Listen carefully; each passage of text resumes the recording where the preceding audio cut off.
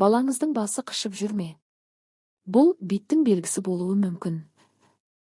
Уайымдамаңыз, бүгін біз сізге биттен оңай әрі қауіпсіз құтылудың 3 жолын айтып береміз. Әсіресе бұл әдістер балаларға арналған. Бірінші әдіс – арнайы тарақпен күнделікті тарау. Ең тиімді және қарапайым тәсіл.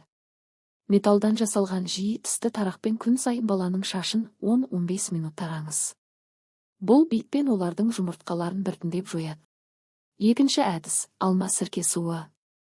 1 бөлік алма сірке суын 2 бөлік жылы сумен араластырыңыз. Оны шашқа жағып 20 минут күтіңіз. Кейін арнайы тарақпен тараңыз. Бұл әдіс жұмыртқалардың қабығын босатады.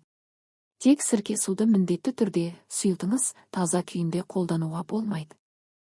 Екінші әдіс – 5-6 түйір сарымсақты езгілеп, 3 ас қасық лимон шырынымен араластырыңыз. Басқа жағып 30 минут ұстаңыз. Жақсылап жуып, тарақпен тараңыз. Ескерту, иісі күшті, бірақ өте тиімді. Үшінші әдіс – дәріханалық құралдар. Балаларға арналған арнайы педикулициттік сусабындар мен спрейлер бар. Оларды 2 жастан бастап қолданады.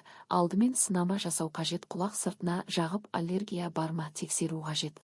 Мысалы, педикулин, нюда, параплюс. Бұл құралдарды қолдану оңай, тек нұсқаулық бойынша әрекет етіңіз. Көп жағдайда 1-2 қолдану жеткілікті.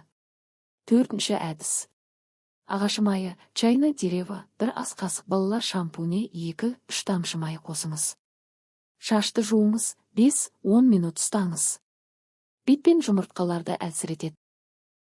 Баланың тарағын, киімін және жасты қабын ыстық сумен жуыңыз. Өйткені бит тек бастың өзінде ғана емес, заттарда да сақталуы мүмкін. Ең бастысы, сабырлы болыңыз. Бүгінгі кеңестер арқылы сіз балаңызды биттен оңай, қауіпсіз құтқара аласыз.